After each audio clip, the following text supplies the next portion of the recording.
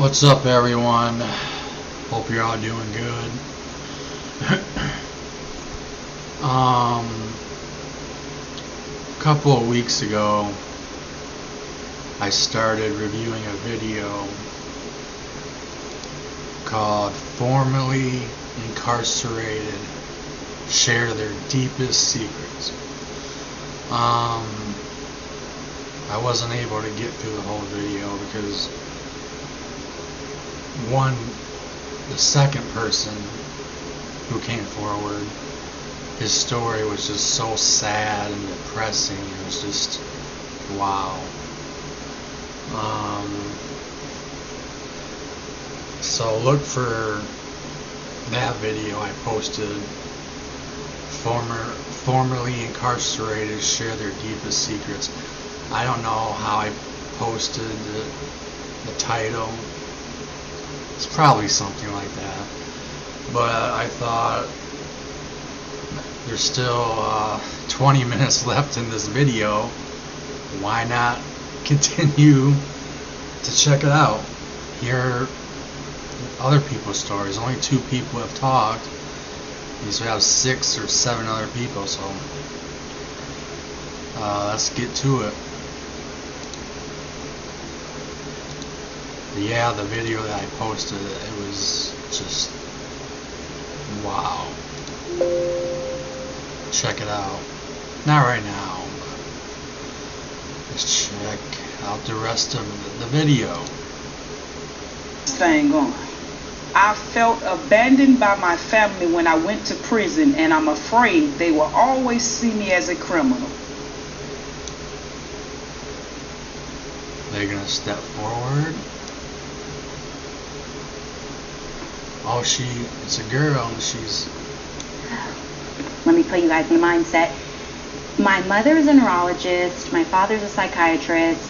I'm the youngest of 7. All my brothers and sisters are well-to-do, accomplished, affluent people. No addictions, no tattoos, no incarcerations of any kind. All of them are married. Nobody's divorced. Everyone has a few kids. Everyone's life is just very traditional, and I come along. I'm the youngest by far.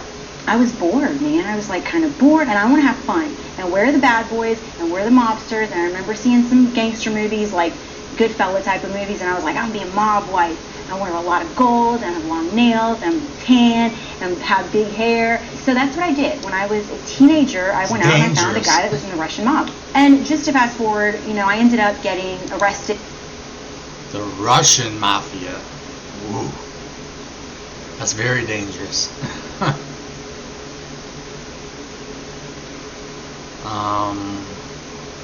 Yeah. Goodfellas is one of my favorite movies of all time. But if you watch it, you know that and Goodfellas based on a true story, that they're not good to their wives. They have side chicks that they treat their wives like shit. But she was appealed, she was like, where's the bad boys at? She's a bad boy type girl. Don't go out with bad boys. You know what? I have preached so many times on videos in the past. I've preached it on Facebook, don't date it, and then given the reasons. I'm done. If you're a girl and you date a bad boy and he kills you or smacks you around, I have no sympathy for you. It's 2024. You made a decision. I'm sure you have family and friends that have said, he's not a good guy, and they notice bruises or they whatever, and they try to talk you out of, dating him, dump him, get rid of him. I love him. You don't understand. he's going through hard time. And I have no sympathy for you anymore. But she's one of those girls that was like, oh, I like the bad boys. I love danger. And getting a 10-year prison sentence. My sisters and brothers took a stance of, you've had several warnings. We've all told you what we saw was very clear, and you didn't listen. So you need to figure this out on your own now. They didn't talk to me my entire 10-year prison sentence. My father did not speak to me at all. My mother was the only person who stood by me. She came to visit me. She's 77, so for her to make that drive and do what she was doing is just unbelievable. It's like unconditional love. Now, you know, it's good that her mother, her little baby, her youngest, came to see her. But, you know, her father, brothers and sisters didn't want to talk to her anymore, you know, because they were saying, why I was just telling you before, they were trying to talk her out of it. They were trying to help her, and she wasn't listening. In one ear and out the other. They were trying to help her. They were saying that she needs help. Stop dating these bad boys, or you're gonna get in trouble. But she didn't listen. So I applaud them, because they tried. They tried, even though they have lives of themselves, married with kids, jobs. You can't help someone until they help themselves. If they don't want to help themselves, it's pointless. I had to learn that the hard way when I was an alcoholic. My dad kept saying, well, you know, he even gave me a number of a place, a rehab place, and I found out the hard way. I had to be rushed to the hospital. I almost died. But I'm sober now, 8 years. But it took me the hard way. It took her the hard way. She had to spend 10 years in prison. I got out February of 2020, so I've been out a tiny bit over 4 years now. The next year, I was finally invited to the first Thanksgiving and the first Christmas, and I was like, okay, this is good. Like, I can, you know, everyone can see. They can see now. Like, I'm not the same person. I've changed. I've come full circle in like a great way. I'm a great mom. Therefore, you have to know that I'm doing something right. And I was like, they're going to be happy. They're going to be proud. They were not proud. They did not accept me. They always treated me in a way that was like, okay, you're doing good now, but when is the other shoe going to drop? I would say to them now that it's okay. Like, I do not need the approval. I do not need the acceptance. I don't need them to be proud. Okay, now that's where I don't like the family. By you saying, oh, when's the other shoe gonna drop? When are you gonna do your, something bad again that sends you back to prison? If you keep on saying that, then they're gonna do it. They're gonna be like, well, not everyone, not her, but people that are weak-minded, have mental illness, they're gonna be like, my family doesn't believe in me. They think I'm just gonna fall out the wagon again. That's used for alcohol terms, but whatever. It's just gonna push that person to do something bad again, because they're gonna be like, my family doesn't have faith in me. They're just saying, oh, you're gonna get in trouble again, and it could push people to go back and do whatever they did. I don't know what she did. Maybe she'll talk about it. I mean, accept her. Say you're proud of her, that she's gotten her life back together. Now I don't like her brothers and sisters.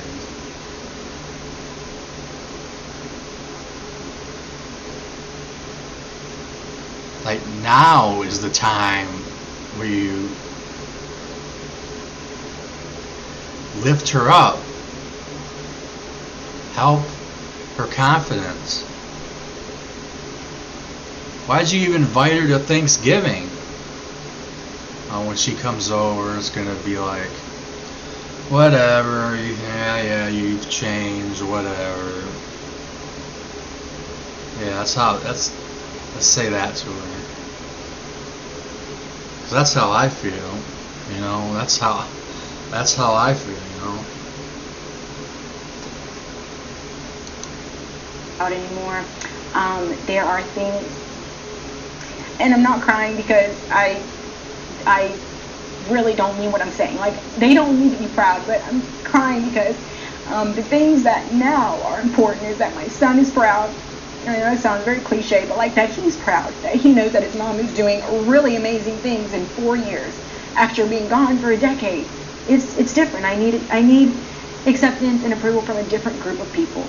And they can, think whatever they want. Like, it's okay. I'm not going to work hard anymore to prove them wrong. You know what? Yeah. Screw them.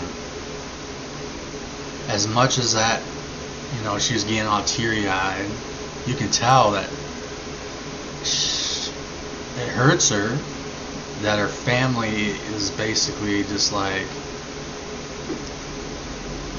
whatever and just tossed her aside. It hurts her, but she's not gonna waste her time on like just being sad and not living her life. Screw her family. Whoever her family is, they can go straight to HG double hockey sticks. I'm glad her son is proud of her. Let's see if anyone comes forward. Dang.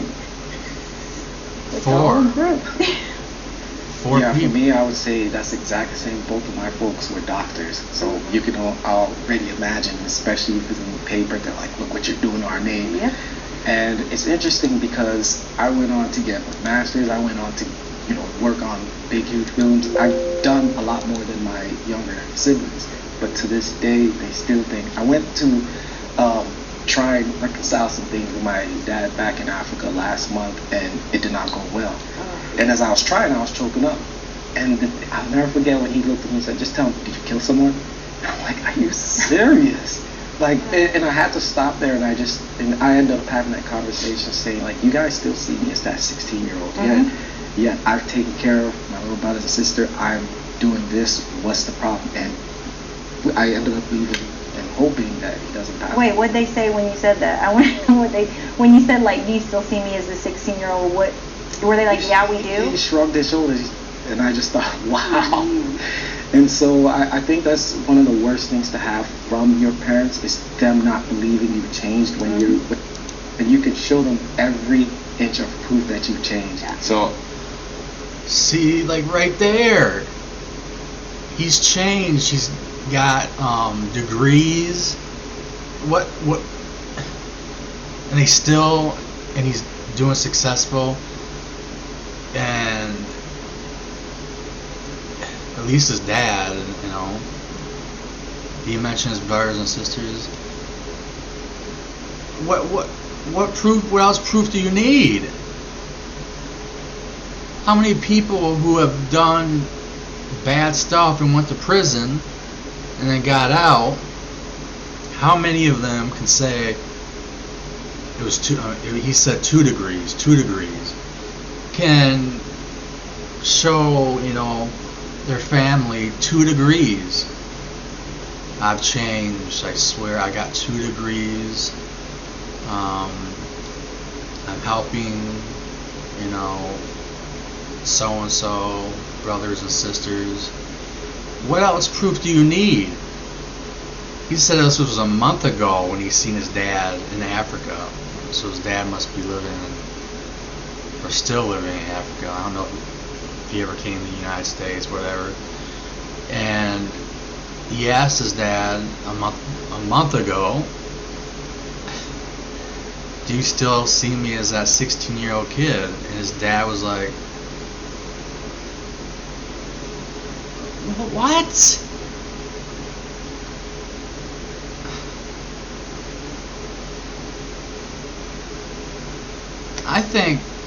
I'm starting to think that there's a lot of people who end up going back to prison. It's because they don't have any support from their family. And I'm not just talking like, oh, they need money, a place to stay. I'm talking about like, they start changing their life. They get a job somewhere. And their parents, family members are still just like, whatever, you're still the same who went to prison, you're still the same guy, you're still the same woman who went to prison.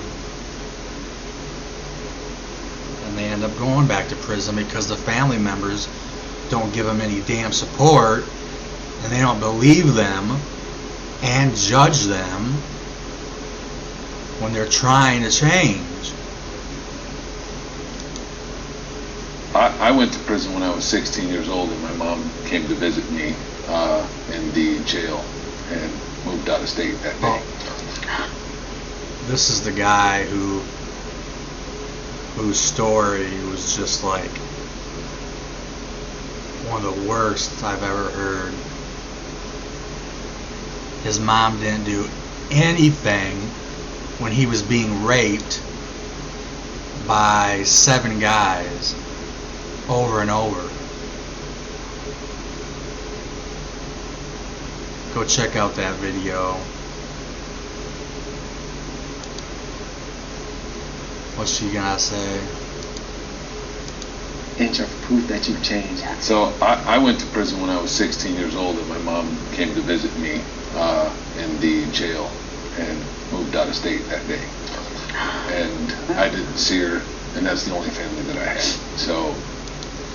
And I hope she's dead, rotting in hell.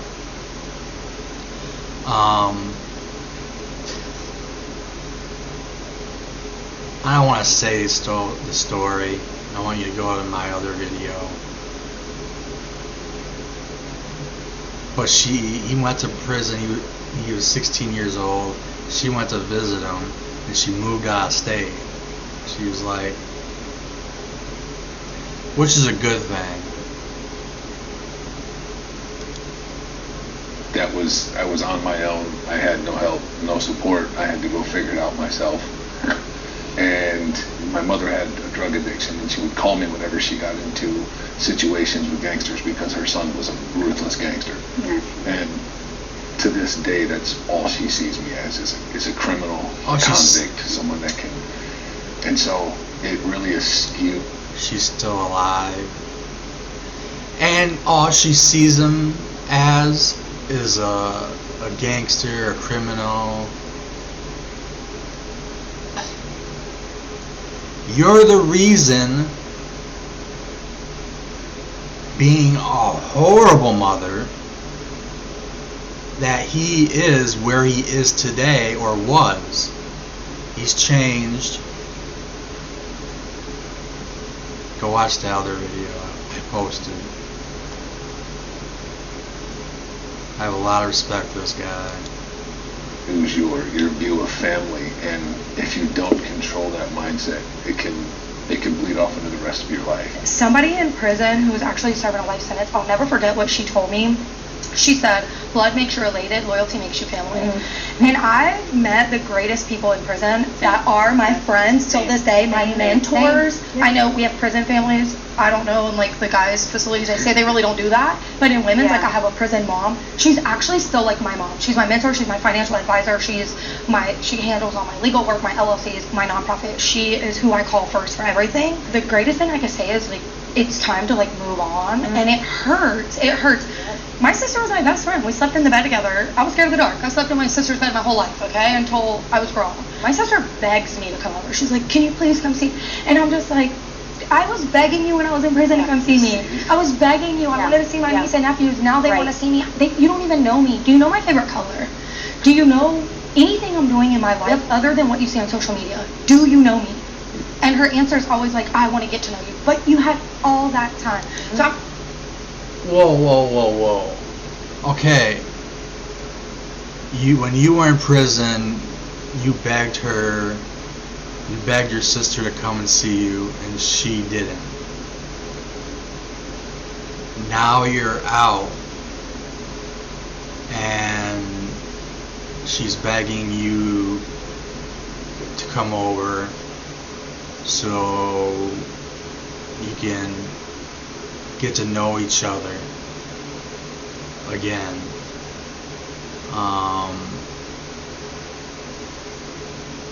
She's making a big mistake. This sister's trying to make an effort because not only does she just want to see her sister again and, create a bond before they die, which hopefully isn't for many, many decades. She looks young, like in her 30s.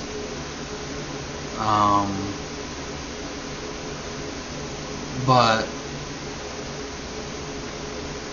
she probably wants to help her continue the good path that she's on or been on. But I have to say, she says she met a lot of people in prison who are her friends, and one controls her money, her everything. He's in charge of everything. I hope you know that girl really well.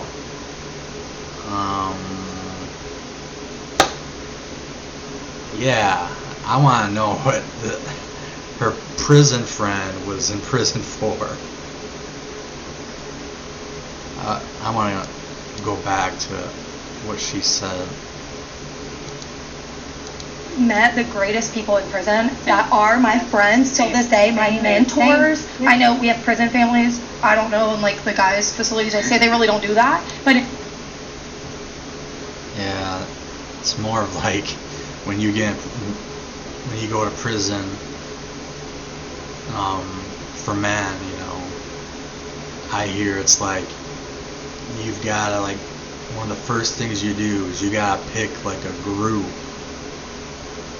to be a part of.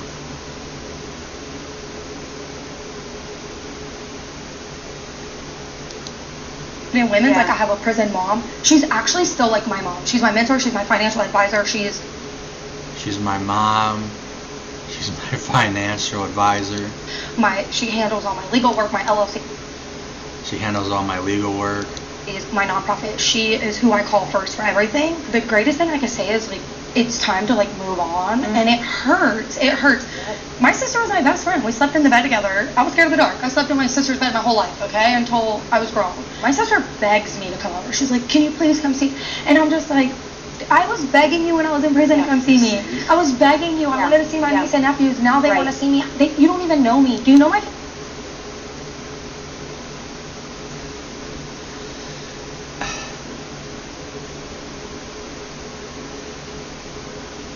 I think she's wrong. She's basically saying, and she probably tells everyone this, if family weren't there for you when you were in prison, get rid of them. Get rid of them. She's talking really fast. Get rid of them. Get rid of them. The family, your real family, are the friends you meet in prison. The biological family, the ones you wanted to see while you were in prison, they're not your family anymore. Get rid of them. Get rid of them. Get rid of them. Trash. Throw it out. Get rid of them. Get rid of them. That's not the case all the time. That's not. Her sister has her sister has kids, and she wants her to come over to meet her nieces and nephews and to, bond again, get to know each other again. Who knows what her sister was feeling when she was in prison? Maybe she was really hurt that her sister was in prison.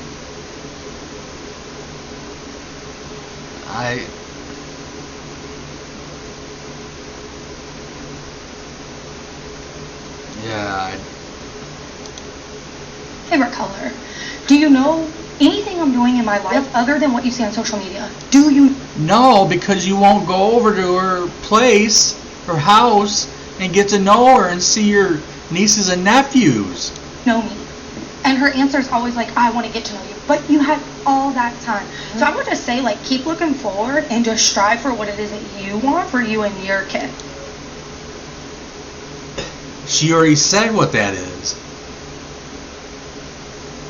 I mean, she went to Thanksgiving and she wanted to, she was invited to Thanksgiving and she wanted to rekindle with her 6 brothers and sisters and her mom and dad at Thanksgiving. She even said that. She was happy. She was excited.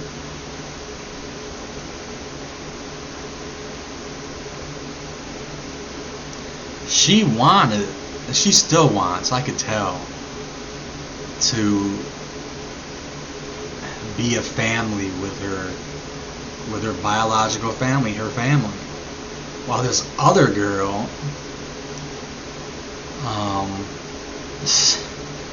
has made her mind up. I guarantee in prison when she was saying, to her sister, come and see me, and her sister was like, no, I don't want to. She was probably in prison, just laying in her cot, bunk beds, just,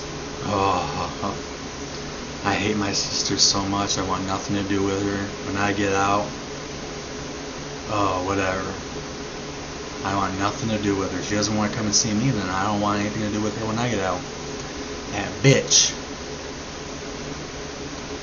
I'm going to end the video there. There's still more to go, and I'll review it some other time.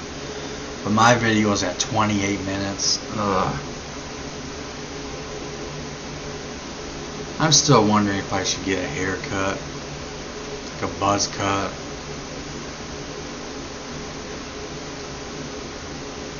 I don't know.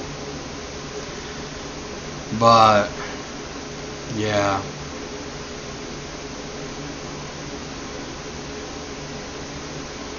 That girl who was influenced by one of my favorite movies of all time, Goodfellas, for Robert De Niro. Joe Pesci.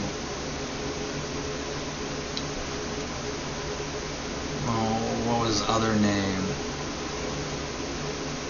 It was based off a true story by this actor who died not that long ago, 3-4 years ago.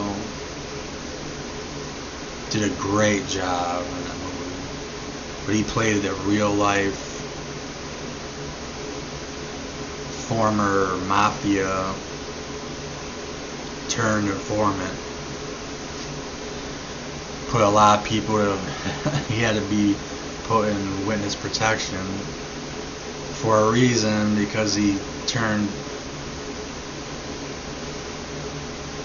to save his ass.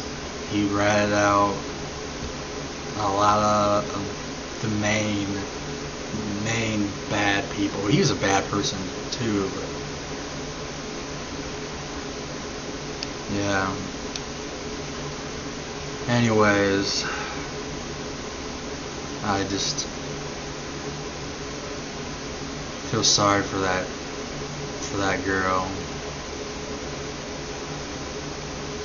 Why was she invited to Thanksgiving? I think she said she was invited to Thanksgiving. She's been out for 4.5 years. She's changed her life around. She's taking care of her son and everything's good. Go to Thanksgiving and you have 6 brothers and sisters and their parents who basically just whatever, you haven't changed, you think you changed, the other shoe will fall, it's just a matter of time. If you say stuff like that, a lot of people who are weak-minded, who are weaker-minded than this good woman, are gonna be like, well, I have no family, maybe they're right, I'm never gonna change, or I can't change, or whatever. But I'm proud for that. I'm proud of her. And it just shows you, don't go after bad boys. She got involved with a guy in the Russian mafia.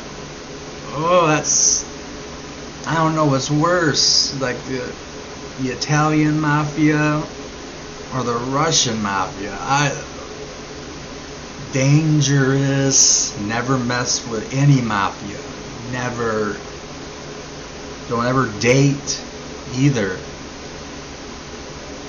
Or if you want to, I mean, it's your life, you know. It's just, I'm not telling you who to not date, you know. Russian mafia, Italian mafia, any mafia, go for it. If the guy wants you, he wants you. Anyways, I'm gonna end the video there. Like always and forever, take care, be safe, peace everyone.